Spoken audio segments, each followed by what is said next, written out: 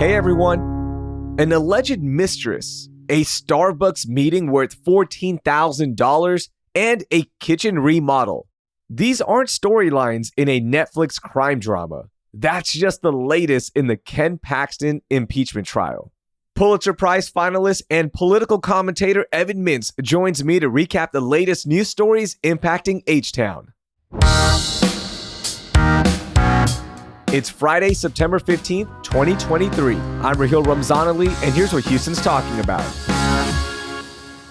Okay, Evan, right out the gate, I'm going to put you on the spot, all right? Because earlier this week on Westheimer and Montrose, one of those digital road signs got hacked, and somebody put, "Due to the weather, go F yourself." So I need to rewrite that, okay? If you hacked that sign, what are you putting on there? What would perfectly capture Evan? Oh, it would obviously say, build the Ike Dike. I'm pretty sure that's what it would say. Absolutely, right? That is your thing. So I kind of set you up there. That was an easy one. That was an alley-oop. You did. And I appreciate it. I think maybe a few other things would just be like more sidewalks, please, or drive slower, or, it's hot, microchip melting, something like that. Mine would be slow drivers to the right. Because there's nothing more frustrating than somebody going 15 below in the left lane. Ugh. No, I agree. But I'm a firm believer that like city driving should be like 20, 25 miles an hour, and freeway driving should be 85 miles an hour. Like no middle. Either you're going so slowly that if you hit someone, they're fine, or you are going so fast because I'm going to get there and nothing is in my way. Oh my gosh, I like that. Okay, let's get into the biggest story of the week for you. I have a feeling I know what it is, so let's jump into it.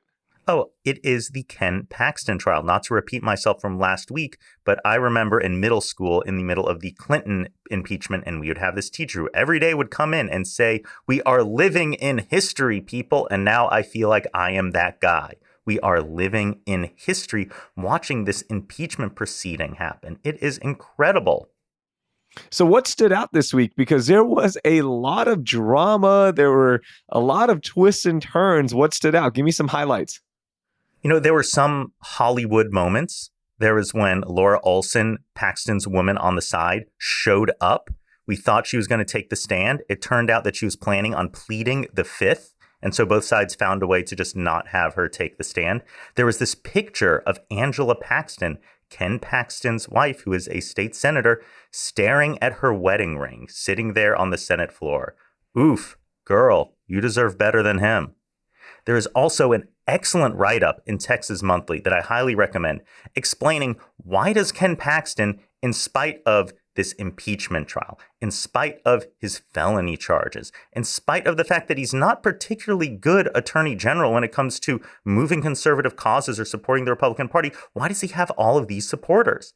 And what he explains is that it's not in spite of his crimes, it is because of them. His supporters own him and he owns them because he is so deep. He really has used his office to gut the Texas Ethics Commission in service of Tim Dunn, a big billionaire political player in the state, and his entire ecosystem of organizations that serve to grow his power. Like, they need each other. That's why this happens. But when it comes down to what is happening on the floor, what is happening in this impeachment, we've got some really great moments. You have Ryan Vassar, his former deputy attorney general, testifying that when they went to the FBI, that they had a good faith belief that Paxton had committed criminal actions. But as he said, no actual evidence. A lot of Paxton supporters seized on this, but that's sometimes how investigations go. Someone's doing some really shady stuff. They don't know why that he's selling out the AG's office to Nate Paul, but they go to the FBI. Something bad has got to be going on there. But one of the big things that came out this week, though, was learning that Brandon Kamek, who was serving for Ken Paxton as this special appointed prosecutor to investigate the FBI and all the other folks who were going after Nate Paul, really earnestly believed that he was working in service of the Attorney General's office and wasn't part of this weird Paxton conspiracy, that he was a young attorney who really had stars in his eyes about this moment. And then at the very end, he gets called up to Austin.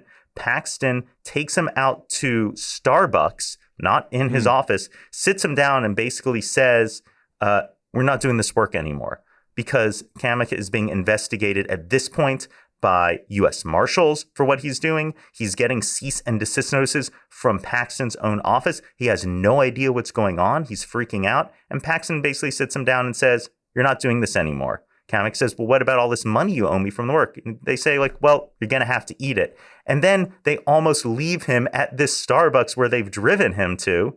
And he's got to stamp and say, hey, can I at least get a ride back to my car? Like, ooh, I feel bad for the guy. Oh my gosh. So tell me what's happening with this kitchen remodeling, because I keep seeing that come up and $20,000 regarding that. Any information on this? No, and that's something that's really been weird, that from the very beginning, supposedly Nate Paul helped pay for the Paxtons remodeling their kitchen. And we've heard at the very beginning, Tony Busby say that, well, we're going to see pictures of the Paxton shopping to show you that they're the ones who did this themselves. But then the pictures they kind of wanted to show us were like these undated screen grabs of them scrolling through like the Home Depot website or something. Like, that's not shopping. So it seems like neither side has the evidence to say, well, clearly there's pay for play here. And then on the other side, they don't have anything to disprove it.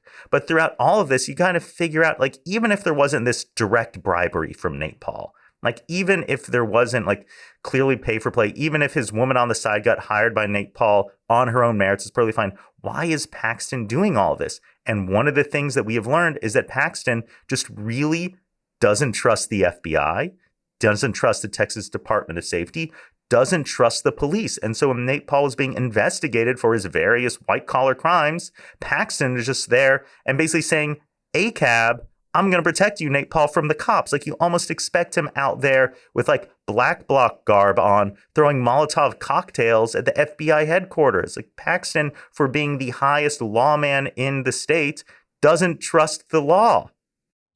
Oh my gosh, this is so wild. Now, last question. What happened with Rusty Hardin this week, right? It looked like the trial was going to end there for a second, but it hasn't. Yeah, I've heard plenty of swirling rumors about whether the House is flubbing in some ways, didn't prep their witnesses right, wasn't prepared for this kind of show in front of the public spotlight. Rusty Hardin's getting up there in age, and then he accidentally rested the case when they didn't intend to and said, like, oops, I messed up. This is some odd behavior, and you're really hoping that it's not the sort of thing that can undermine their case. Man, all right. So we'll see what happens. What are the next steps for the trial? When is this going to end? Each side just has a few hours left. So it seems like this might be the sort of thing that we can wrap up this week, if not very early next week. And then you're going to have the jury, the senators, deliberate. And then we're going to get an answer as to whether Paxton is going to be impeached or not. But the Senate is also debating whether to change the rules of impeachment to say not only if he's impeached is he removed from office, but that he cannot run again. Wow. All right. We'll keep an eye on that. I'm going to go to my biggest story. Now, I know government agencies are going to delay releasing reports, and government agencies will have delays in a lot of things. But the TEA, the Texas Education Agency, is delaying the release of their new school accountability rating systems due to a lawsuit by multiple school districts. The new system was supposed to be more accurate than the 2017 system that was put in place, but a lot of districts worry that this new system is going to penalize them and lower their ratings. In a Houston Chronicles story, Spring Branch ISD Superintendent Dr. Jennifer Blaine said, not only have they changed the rules of the game, they've yet to release the accountability manual to even tell us what the rules are. Evan, this is unbelievable. How do they not tell the school districts what they're using to create these accountability ratings that will impact all these school districts? This is the craziest thing I've heard. It's almost as if, and call me shocked, but it's almost as if the state of Texas really doesn't care all that much about public schools. And that's a shame. They're so critically important, but they keep on piling on more and more regulations to them, more and more standardized tests without even thinking, like, is this measuring the thing we want to measure? Is this getting the outcomes we want to get? I feel like this is such an easy thing to fix. Like, just give them the manual on how things are going to be calculated regarding the new accountability rating system. And then number 2, listen to the teachers, principals, counselors who are on the ground working with the students and implement changes from them. This is such a hard pill to swallow when it comes to education because we could be so good at this, yet there's still issues with little things like this. And what I mean little, because this is just an accountability rating system, and big things like special education. So it's frustrating. It's something that the TEA needs to fix, and I hope they get it right, but I don't think they will, unfortunately. Evan, let's go to your most overlooked story of the week. What do you got? I think the most overlooked story this week was an article in the Texas Tribune about how U.S. Representative Randy Weber has been breaking from the Freedom Caucus in a budget fight over funding for the Ike Dike. Weber is one of the top requesters for earmarks, $686 million in earmarks this year alone, more than any other House member by a wide margin, and taking part in a long history of Galveston representatives pulling down those earmarks. Notably, Jack Brooks, one of my favorite representatives. But a big fight within the party has them shutting down a lot of this spending, and they're kicking the can on getting the money necessary to start the design phase of the Ike Dike. It is absolutely necessary to protect all this oil and gas infrastructure, all this trade infrastructure, not to mention the millions of people who live in the region. And it is just maddening, I think, that you can't get the Republican Party to say, yeah, this is the sort of thing that deserves some funding. Meanwhile, you've seen folks like Lizzie Fletcher stand up and point out that 15 years ago, we had Hurricane Ike and we need to get that funding here. Same with Representative Sylvia Garcia and Matt Lanza, Houston's own Space City weatherman, has been yelling that we need to get the money here to protect our region because every single passing hurricane season, we are rolling the dice. Yeah, not only are we rolling the dice, but we're not even moving forward at all with the design phase, right, Evan? Like, we can't even get a real design that is studied and made sure that, yes, this is going to work and not have an environmental impact. We can't even get that far down the road. Yeah, the Army Corps of Engineers has put out some preliminary designs, but the folks I talked to in Galveston say they are no-go. That they are just not going to work when it comes to building a gate across the mouth of Galveston Bay, that the design they have would be too disruptive. At the same time, you hear from folks saying that the design that the Army Corps has also isn't big enough to protect from the Category 4, Category 5 storms that we really need to protect from. That they have this idea that instead of using walls, we'll build big sand dunes, but those sand dunes are going to need to be way bigger than they currently are in the design to protect from those huge storms. Wow. We'll see what happens with that one, but another stall, another road bump here with the Ike Dike. Okay, I'm going to get to my most overlooked story, and we've heard about this a lot in the last few years, but federal judge Andrew Hannon ruled that the Deferred Action for Childhood Arrivals, or DACA, as everyone knows it as, that program is indeed illegal. The judge's ruling was ultimately expected to be appealed to the U.S. Supreme Court, according to a Houston public media story. Now, sending the program to the high court for a third time, this is hopefully where we'll get an answer. We've seen it hit the Supreme Court in 2016 when it was deadlocked 4-4 over expanding DACA. And then in 2020, the high court ruled 5-4 that the Trump administration improperly ended DACA, allowing it to stay in place. And now it looks like it's going to be heading there for the third time. Will we finally get an answer on DACA, Evan?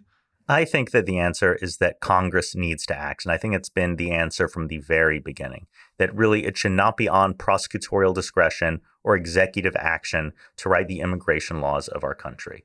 And I think that anyone with a heart in their chest or any small amount of economics knowledge is going to say that we need to make sure that the folks who are here and living here and raising families here and working here are Americans and they belong here, and no bureaucratic barrier should stand in the way of that. Congress needs to sit down and write a new immigration law. They almost had one in 2013 where you had a bipartisan coalition in the Senate. It would have passed the House if they brought it to the floor, but Republicans controlled the House and they didn't want to pass it without a majority of their majority. And you had a rump who would just oppose anything that would allow more people to stay here. And I think that is wrong. I think it is immoral, and I think it is un-American.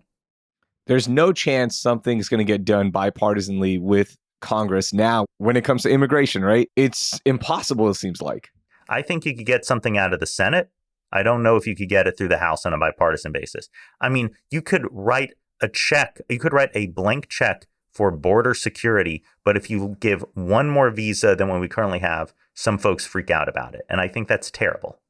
All right, Evan, let's get to your moment of joy. What made you happy this week? Oh, what made me happy was the fact that Rice University is now a football school. Who knew? Who knew? Last week, Rice beat the University of Houston to claim the Bayou Bucket for the first time since 2010. They dominated 4 touchdowns in the first half and then, in Rice tradition, collapsed in the second half, but finally won it in double overtime. It was amazing. And now I'm excited to watch Rice play TSU this Saturday. Yeah, that was a crazy game because I'm watching the Texas-Alabama game and, we're keeping track of all the scores and we see, whoa, Rice is up 28-0. We weren't shocked because, as we've mentioned on the podcast before, we were watching Texas versus Rice. So I saw what Rice could do. And again, they have a good quarterback this year in JT Daniels, and they were looking good and they got the big win. And now they are on the hunt for a bowl berth. Hey, 5 games away. You get those 6 wins and Rice is a bowl team again. And that's what we want to see. Rice belongs in a bowl. I'll just say it. Okay, for me, my moment of joy, I can finally announce this, but Carleon Jones, our awesome producer, and myself, we were going to be on a podcast panel called Mic'd Up Pod Houston, put in conjunction with Podfest and Pod Houston. So we're going to be on this panel talking about CityCast Houston, what we do right and what we do wrong as well, because there's going to be some questions regarding that. But I'm just so excited that we are receiving some love around the podcast community here in the city of Houston. And we're going to be on this great panel on September 27th. And if you want to attend it, it is free. So if you want to learn more about podcasting or just come meet us at this panel, you can definitely do that. I've put the link in the show notes. I'm so pumped and I'm excited because Carleon Jones is going to be up there with me. Carly is the best, and I'm glad she's getting recognized for this as well. Well, congrats to y'all. That sounds like a lot of fun. I'll be there. Nice. It's going to be a good time. All right, Evan, that was a lot of fun. And the best part about this week, Evan, we got rain. I know. Yes, I'm so happy. I am dancing. And the weather is finally getting bearable to be outside. So, hey, it might be a good weekend here, and I'm excited for that. Evan, thank you so much. Have a good weekend. Ciao with y'all later. That was Evan Mintz. You can follow Evan on Twitter with the link in our show notes. That will do it for this week here on CityCast Houston. Our lead producer is Dina Kespa. Our producer is Carleon Jones. Our newsletter editors are Adrian Gonzalez and Brooke Lewis. And the host is me, Raheel Ramzanali. Our music is by the band All the Kimonos. We'll be back on Monday with an episode examining why HISD is falling behind in special education. Thank you for listening, and I hope you learned something new.